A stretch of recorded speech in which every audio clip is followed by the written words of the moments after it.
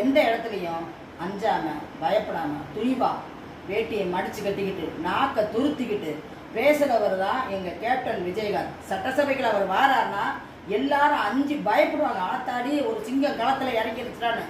அப்பேற்பட்ட குடும்பத்துல வாக்கப்பட்டு வந்த நீங்க அவருக்கு பெரிய எதிரியான டிஎம்கே கோட்டையில போய் காலில் போய் சரண்டாயிருக்கீங்க. இது அசிங்கமா தெரியல உங்களுக்கு? உங்கள்கிட்ட இல்லாத பணமா? விஜயகாந்தைய பணத்தை சேர்த்து வைக்கலையா? என்ன நீங்க ஒரு அற்பத்தனமான பணத்துக்கு அனுப்பி விழுந்துருக்கீங்க. இதில் கேட்டோம் உங்க சொந்தக்காரங்களுக்கு எம்பி பதவி கொடுத்துருக்காங்க, அதுக்காண்டி ஒன்று.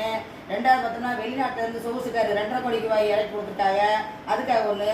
300 கோடி ரூபாய் வாங்கிட்டோம் அப்படிங்கிறக்காண்டி அவங்ககிட்ட போய் நீங்க இருந்துக்கிட்டீங்க.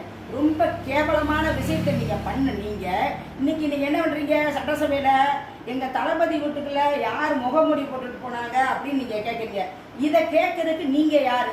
அவங்க வீட்டுக்கெல்லாம் ஒருத்தர் இல்லை 2 இல்லை லட்சம் பேர் கொடுவாங்க தளபதி வீட்டுக்குள்ள. உங்க வீட்டுக்குள்ள வந்தாங்களா?